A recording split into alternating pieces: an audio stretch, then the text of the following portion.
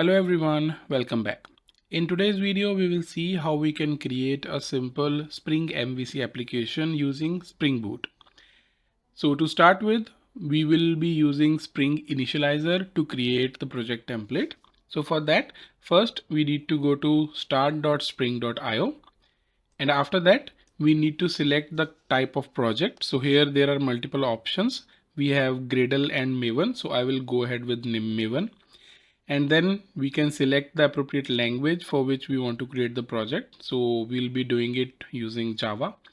After that, we need to select the Spring Boot version. So here its value is 3.2.5, which we have selected. And after that, we need to fill in some project metadata. After providing all these values, there are two more options. One is packaging, other one is Java version. So as we are using Spring Boot 3, so the minimum Java version required is 17. So we are selecting 17. And from the packaging, it means what will be our final product. Will it be a jar to be executed, or will it be a var that we need to deploy on any of the server? So the default behavior of Spring Boot applications is to have a jar. So we will go ahead with the default values. And if we move to the right side of the page, we could see there is an option of dependencies. So there is a button to add dependency. So when we click on add dependency, then we will be presented with this kind of interface. Here we can search what kind of dependencies we want to add in our project. So here we want Spring Web. So I have searched Spring Web and selected that particular dependency. You will be able to see the list of all the dependencies that you have added in this particular section. So in this project, we will be using two dependencies. One is Spring Web and second one is Thymeleaf. So Thymeleaf is kind of a server-side Java template engine in which we will be writing the view code similar to HTML, but its processing will be done differently. So we'll be able to interact with the model data in our simple plain HTML using Thymeleaf. So once we have added all the required dependencies and selected all the values which are required, then we can either explore whatever the project that we are going to create, or we can directly generate. So let us see what we can see in the explore option.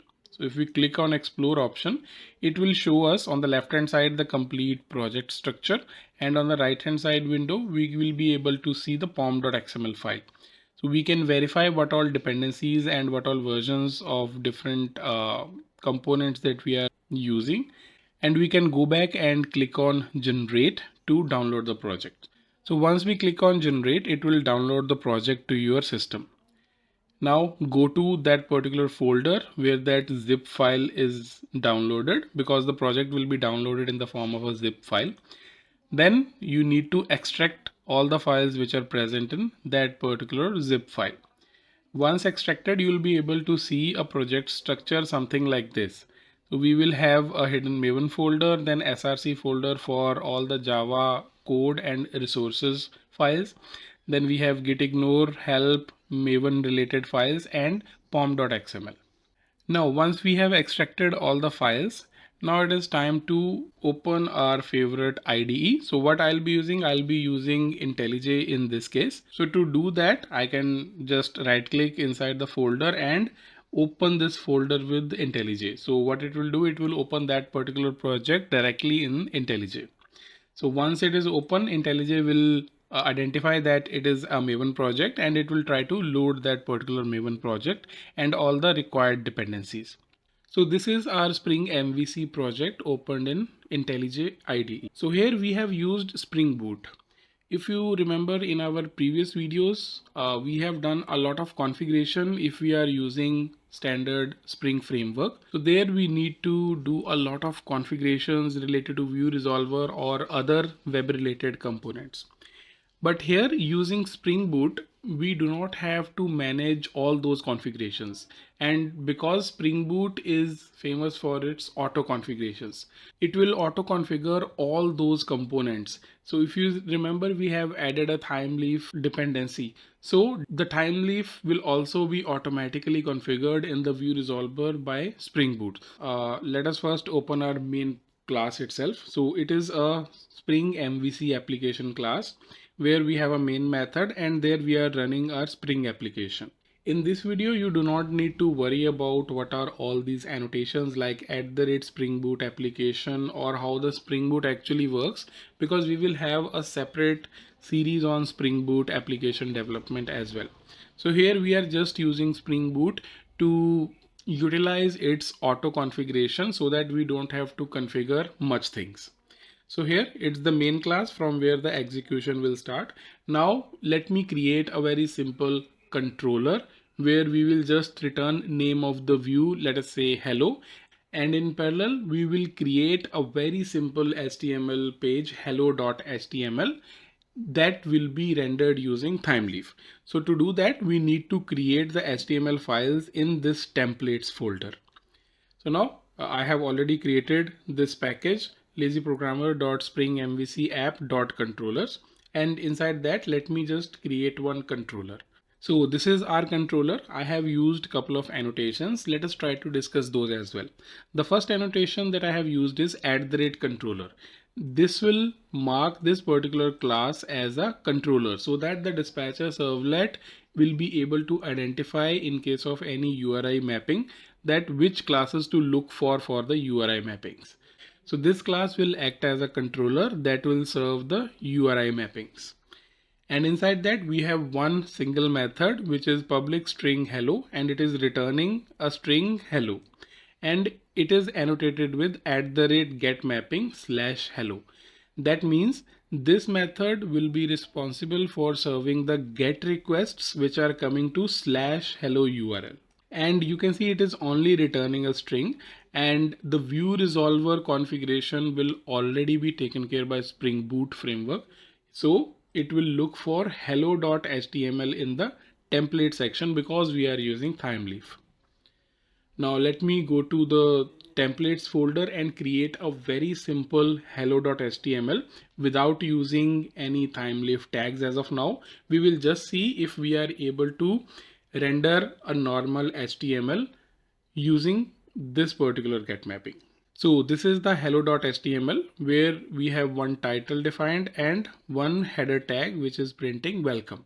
So here we are not at all using any specific features of Thymeleaf that we'll be using in our next example. So now let me just build and run this particular application.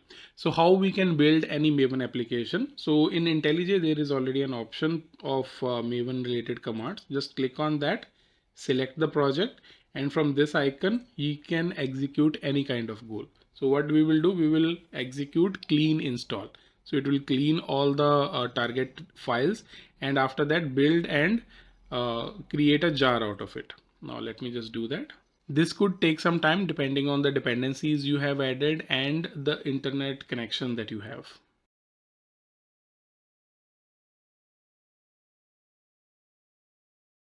Now we can see if the build is successful. Now let us try to run this particular Spring application. Now as we are using Spring Web dependency, it provides us with an embedded Tomcat. So we do not need any external Tomcat server to run our application. So here you can see embedded Tomcat is already started on port 8080. Now let us try to access our application via any browser. So in the browser, we just need to type localhost colon 8080. So it will show us a white label error. That means our Spring Boot application is working, but it is not able to find the URL slash that we have tried to access. So as you remember in our code, in our controller, we have defined one mapping /hello. Now let us try to access this particular URL mapping. So here you can see it has loaded welcome text. So from where this welcome text is actually coming, because in this particular method we are returning hello string. So Spring Boot automatically detects that we have a dependency of Thymeleaf added. So it will configure it so that whenever we are returning a string, it will try to get the appropriate view name and the appropriate view which we need to render. So it will see hello is returned, then it will look for hello.html in templates folder, and it will find it there because we have created, and this is the exactly same page that we are able to see in the browser. So this is how Spring Boot will be able to help us with very minimum configuration using Thymeleaf and Spring Web dependencies. So now here we have not utilized Thymeleaf to its potential because we are not actually accessing any model related data, or we are not passing any model data from controller to the view.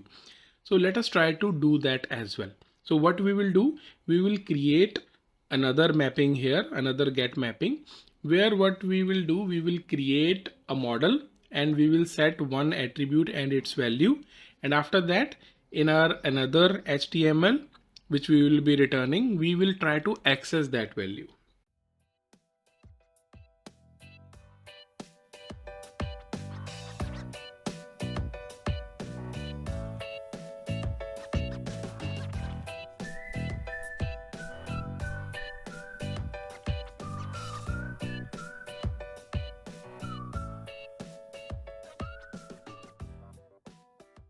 So this is our another get mapping that we have defined. So it will serve /hello-message URL requests.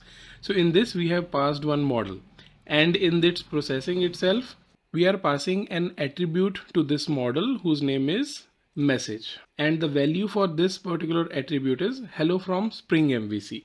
So what we will do, we will create one HTML using Thymeleaf hello-message.html, and inside that we will try to access this particular attribute. So this is our hello-message.html. So here we will be using Thymeleaf. So to do that, we need to add this particular tag, and there we have defined one component th. So we will be using this component when we are trying to access any model related data. So in this we have this paragraph. There we are defining that what should be the text of this particular paragraph. How to access the model attributes, you can see we have defined the model attribute in our hello controller with the name message. So to access that particular attribute, we can use th:\text then equal to $ and in the curly braces the name of that particular attribute. So it will display whatever value is filled up in this particular attribute during the controller execution and pass that particular model to the view which is actually getting returned from here. So here it is returning hello-message. So that will translate into hello-message.html file for rendering the model data. Now let me just restart this particular application and then we will try to access /hello-message URL. So here you can see we are able to see the message which was set in the controller side, which was hello from Spring MVC. So this is how we will be able to access the model related data in our simple plain HTML using Thymeleaf. Now in the end, let us revisit what all steps we have taken to create this simple Spring MVC application. At first we go to Spring Initializr, and from there we generate our SpringBoot project by adding Spring Web and Thymeleaf dependencies. After that, we have opened our project in IntelliJ and then let it load our Maven project and download all the required dependencies. Once it is done, then we have created our controller where we have defined one get mapping and returned a simple string hello. And after that, we created one HTML hello.html in templates directory, and we have just displayed a welcome message. We have created another get mapping hello-message, and there we have used model as well. So in the model, we have added one attribute named message and set its value to hello from Spring MVC. And then in the end, we are returning hello-message. And to serve this particular view, we have to create hello-message.html. And in that, we have used Thymeleaf to access the attribute value which we have set in the controller.